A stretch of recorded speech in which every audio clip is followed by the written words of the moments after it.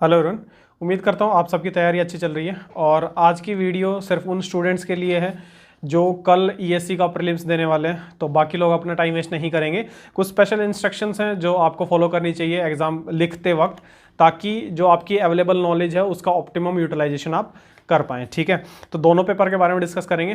पहला जो आपका जीएस का एग्ज़ाम होगा, ऑफ कोर्स आपके 100 क्वेश्चन आएंगे और आपके पास 2 घंटे रहेंगे। अब 2 घंटे अगर अवेलेबल है और जीएस का पेपर है, इसका मतलब है कि क्वेश्चन पढ़ना है और आइदर तो आपका आंसर आता है या नहीं आता है, तो आप तुरंत से टिक करेंगे, आगे बढ़ेंगे। तो इसमें टाइम का आपको इशू नहीं आएगा, बिल्कुल भी नहीं आएगा जीएस के पेपर में।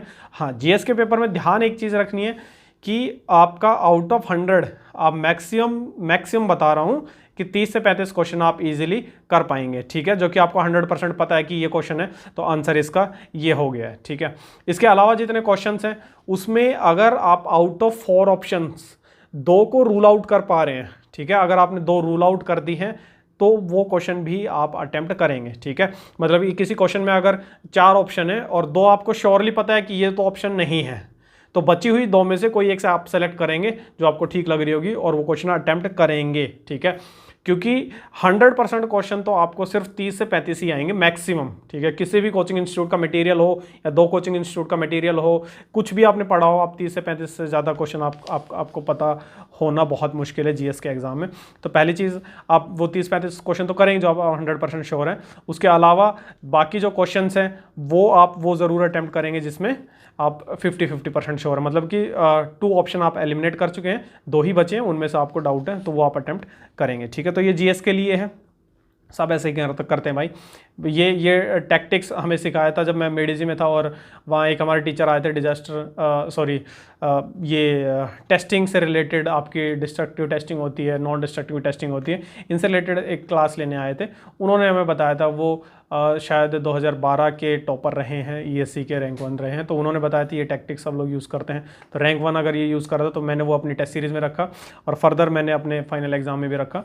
मेरे आउट ऑफ 100.33 मार्क्स आए थे और टेस्ट सीरीज जब मैं देता था तो इसी टैक्टिक्स से टेस्ट सीरीज भी देता था, तो मेरे अराउंड 80, 85, 90, 100, 110 इसी के अराउंड मार्क्स रहा करते थे और इसी के अराउंड मार्क्स फाइनली मेरे फाइनल एग्जाम में आया था। टोटल नंबर ऑफ क्वेश्चन मैंने 90 अटेम्प्ट करे थे आउट ऑफ 100। ठीक है, इनमें से 30-35 मेरे को आते थे, बाकी इसी टाइप से अटेम्प्ट हुए थे। तो आपका स्कोर अगर अबाउ 75 या 70 है, फाइनली आ जाता है, तो आप मान के चलो कि आप टॉपर्स में हैं। ठीक है, टेक्निकल पेपर की अगर हम बात करेंगे तो आप 150 क्वेश्चन है और आपके पास 3 घंटे हैं। इसका मतलब ये है कि आपकी स्पीड बहुत अच्छी होनी चाहिए, स्पीड बहुत अच्छी होनी चाहिए। क्वेश्चंस भी अच्छे मिलेंगे आपको, थ्योरेटिकल भी मिलेंगे, आपको न्यूमेरिकल भी मिलेंगे। ठीक है, तो आपने क्वेश्चन पढ़ना है, आता है तो अटेम्प्ट करेंगे और जल्दी अटेम्प्ट कर सकते हैं तो करेंगे, नहीं तो उसको स्किप करके आगे बढ़ेंगे। सिर्फ वही क्वेश्चन अटेम्प्ट करेंगे जो आपको 100% आते हैं, क्योंकि नेगेटिव मार्किंग में अगर मार्क खा गए तो फिर बहुत भयंकर ब्लंडर हो जाएगा। हाँ, आउट ऑफ 150 मैंने जो अटेम्प्ट किए थे वो मेरे शायद 125 के आसपास मैंने कुछ अटेम्प्ट किए थे।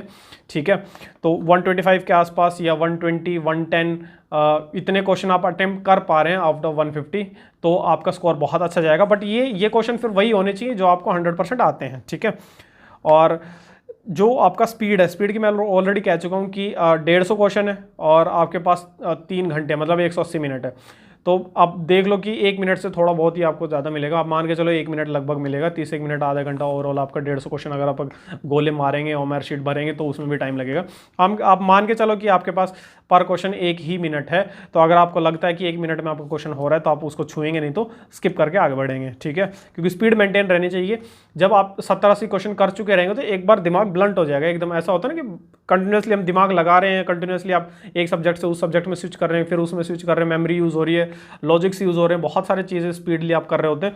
तो उस पर्टिकुलर केस में क्या है, आप 70-80 क्वेश्चन करने के बाद थोड़ा सा स्पीड आपकी एक बार स्लो होगी। उस स्लो स्पीड में हार नहीं मानिए भाई, करते रहना है, क्योंकि उस स्लो स्पीड के टाइम में आप 15-20 मिनट में मुश्किल से 7-8 क्वेश्चन कर पाएंगे। ठीक है, तो वो स्लो स्पीड सबकी आती है, आपके अकेले की नहीं आएगी।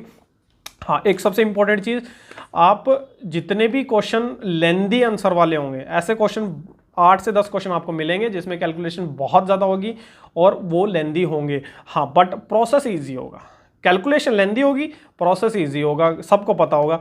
वो क्वेश्चंस इंटेंशनली डाले जाते हैं स्पीड हर्डल के लिए कि बच्चा उसमें भावनाओं में बह जाए कि ये तो क्वेश्चन मुझे आता है, ये तो करके छोड़ूंगा, आज साला कैसे चला जाएगा ये क्वेश्चन में, मेरे भी 10 क्वेश्चन पिछले गलत हो गए, इस वाले को तो बिल्कुल नहीं छोड़ूंगा, ये तो मेरे को आता है, पिछले 10 क्वेश्चन मैंने स्किप किए हैं, इसमें 5 मिनट दे भी दूंगा तो क्या फर्क पड़ रहा है। ऐसा बिल्कुल नहीं करना, भावनाओं में नहीं बहना है। आपको क्वेश्चन आता है बट आपको पता है कि वो 5 मिनट लेगा तो छोड़ना है, वो क्वेश्चन करने के लिए नहीं डाला है, वो यूपीएससी ने सिर्फ इसलिए डाला है कि कुछ बेवकूफ़ इमोशनली फूल लोग उसमें टाइम वेस्ट करेंगे, ठीक है। ऐसे आपको 8 से 10 क्वेश्चन मिलेंगे, ठीक है। चलिए नेक्स्ट, आपका ओएमआर जो शीट है वो आप भरना जब स्टार्ट करेंगे, देखिए आपको पेपर मिलेगा, ठीक है। पेपर आपने खोला, ये लेफ्ट साइड है, ये राइट साइड है, तो इस टाइप से आपका पेपर खुला हुआ है, या फिर आपका एक साइड पेपर, मान लो अब पूरा पेपर आपका खुला हुआ है ऐसे। अब सारे आंसर वहीं पे टिक करते चले जाएंगे, ठीक है, सॉल्व करेंगे, टिक करते जाएंगे, जब आपका पूरा पेपर कवर हो जाएगा ये, ठीक है, एक साइड पेपर की कवर हो जाए फिर आप ओएमआर भरेंगे, ठीक है। एक पेपर आपका कंप्लीट हो जाए तब आप ओएमआर भरेंगे, ठीक है। मतलब वही 10 से 15 या 20 क्वेश्चन उसमें हार्डली होंगे, तो 15-20 क्वेश्चन होने के बाद आप अपने शीट भर लेंगे, ठीक है। जब आपको पेज पलटने की बारी आई उससे पहले आप शीट भरेंगे और फिर पेज पलटेंगे, सिंपल शब्दों में, ठीक है। कुछ जनरल इंस्ट्रक्शन है, ये 2 तो हो गया आपका जीएस के लिए और टेक्निकल सब्जेक्ट के लिए।